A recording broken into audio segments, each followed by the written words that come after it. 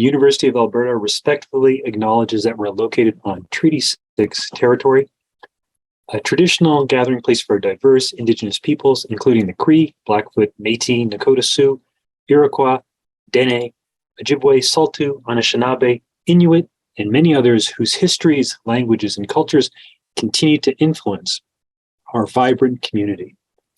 Today, we're going to talk about the value of play, and in particular, we're going to look at mindsets around play and biases against play in learning and work.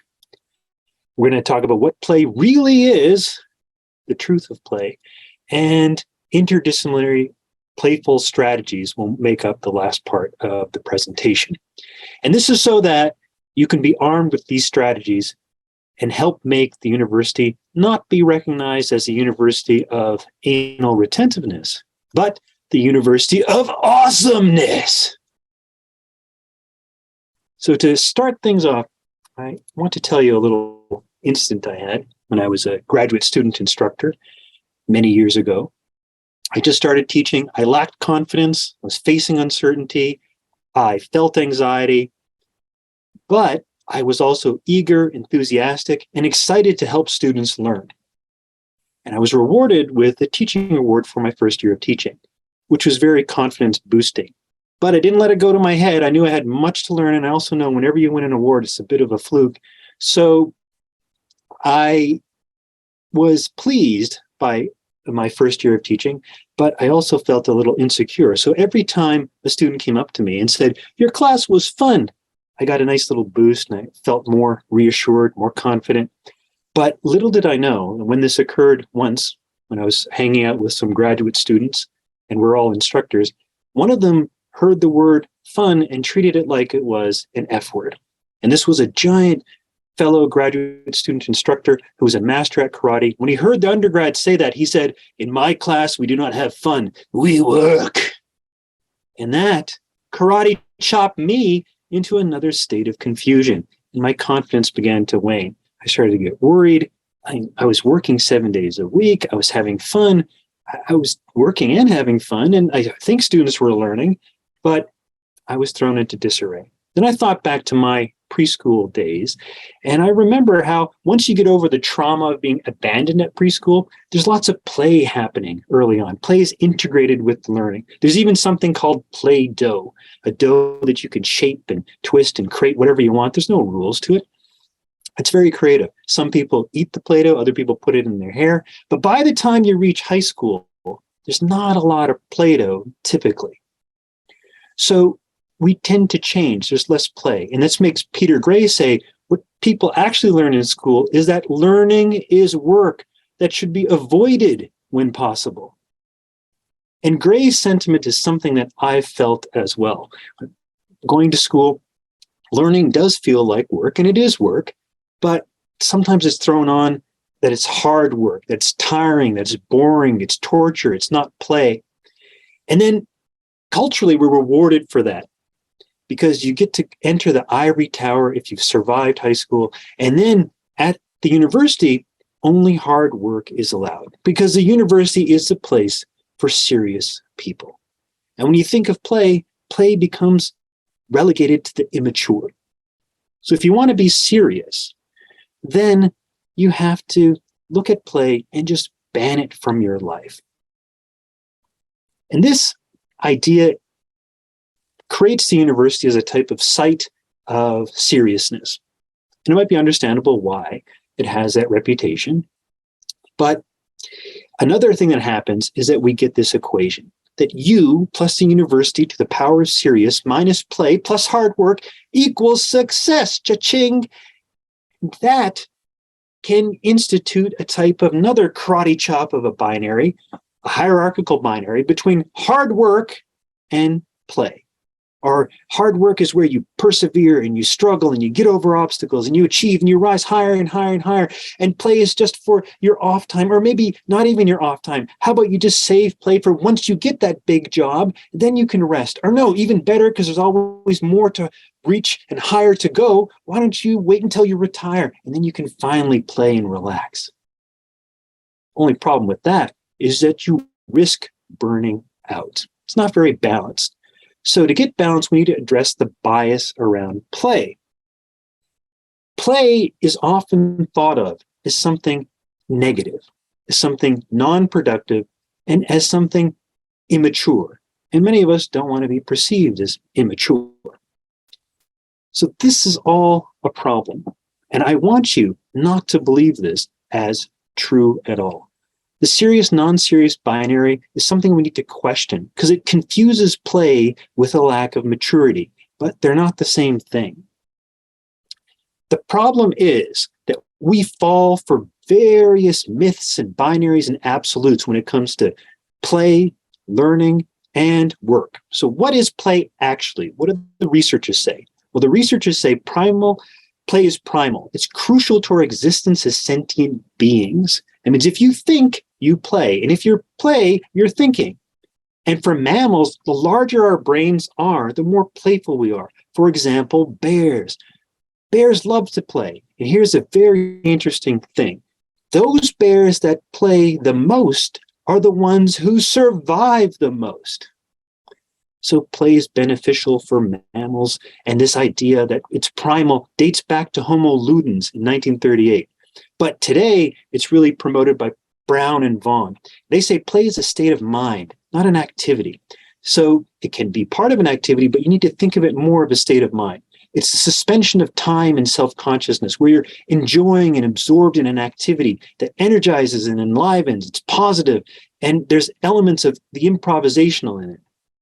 So this is very significant. I want you to switch your mindset around play because the opposite of play is not work, according to Stuart Brown.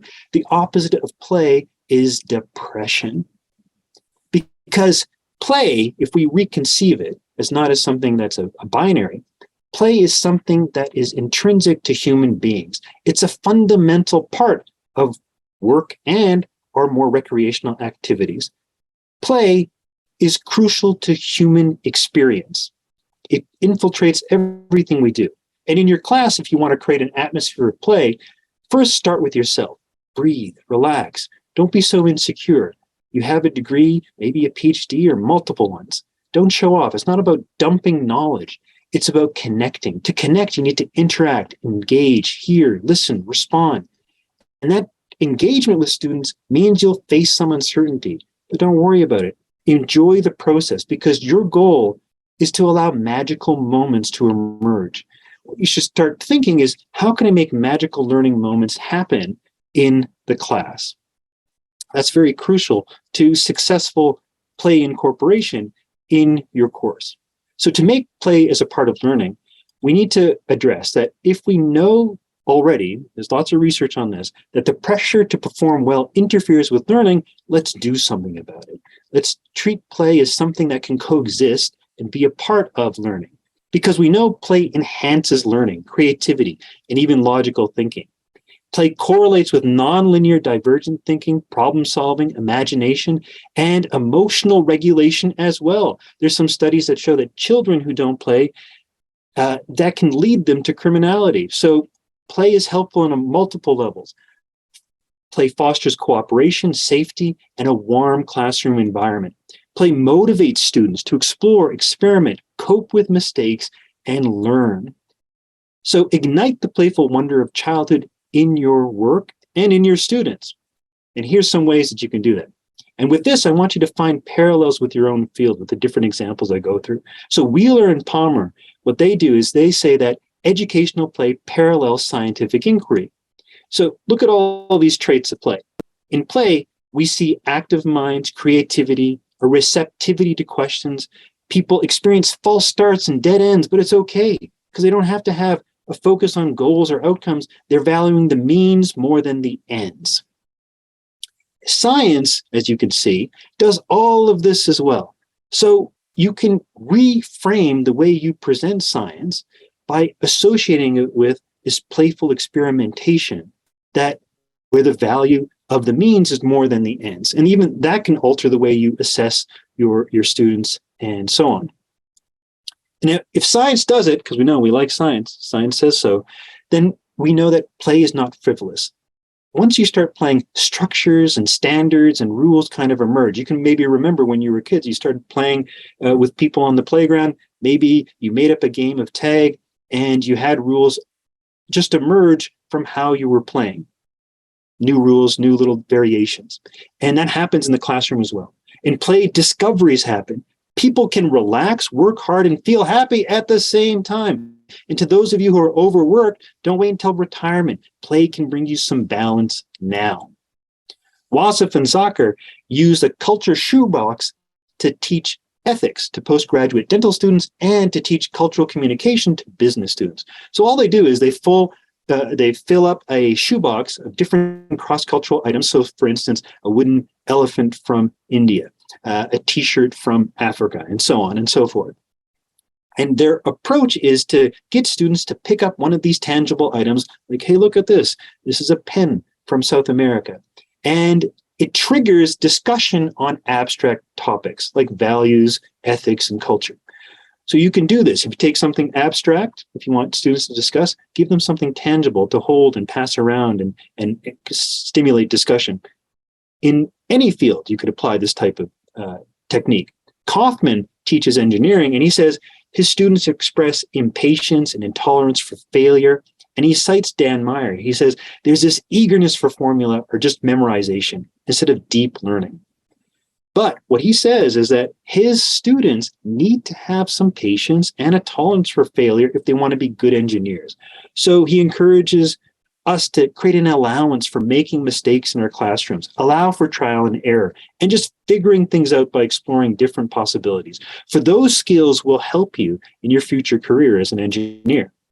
In my class, I have a unit on folk tales and fairy tales, and one of the things I teach is the oral function of fairy tales, how fairy tales change over time, depending upon who's telling the story, the modifications in the characters and the narrative can be observed. So what I do with this is I have students play the telephone game.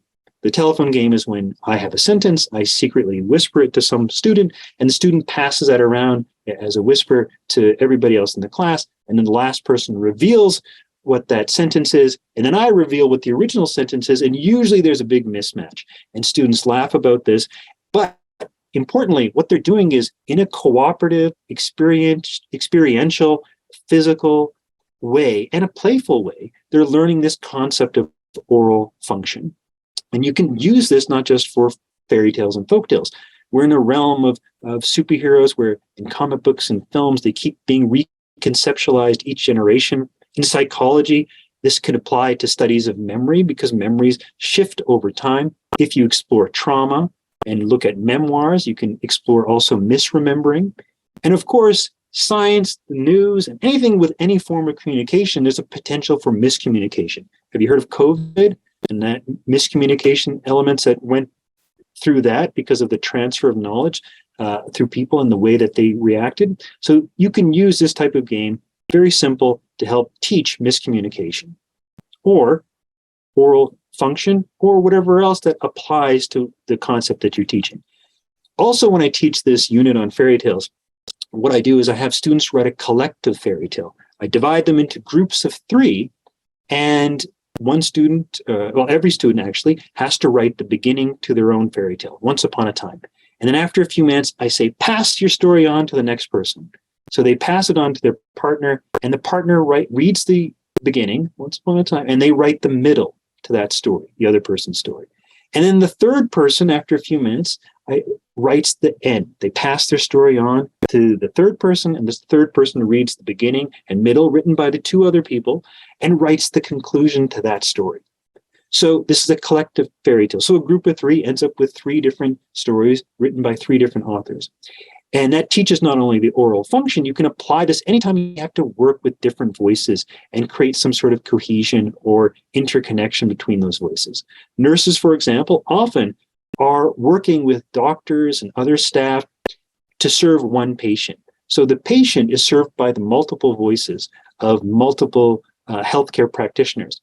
And so this exercise can be applied in such a context to try to make a more coherent communication with a student, or in this case, with a nurse and patient. Lots of play examples exist. You probably do some of these in your class already. Storytelling, games like Kahoot, music. If you are, I know some professors play music when they start a class to relax people or to get them energized. Movement. If you're on Zoom all the time, sitting in your chair, you can ask students to get up and move around a bit. You can ask them to do this in an in-person class as well. I know professors who bring balloons to class, or clay, candy, or Lego, and integrate this type of tactile learning as part of their lessons. So the value of play is that it's a key to lifelong learning. We're learning all throughout the day through various things that we're doing, even if we're not conscious of it. Our brains are constantly picking up information and ideas. But the bell has rung now. Looks like we're all out of time. So I want you to go play and have fun. But don't tell your students that they should have fun, because there's some research that says once you say have fun, students tend to resist, like, oh yeah, have fun. Yeah, right.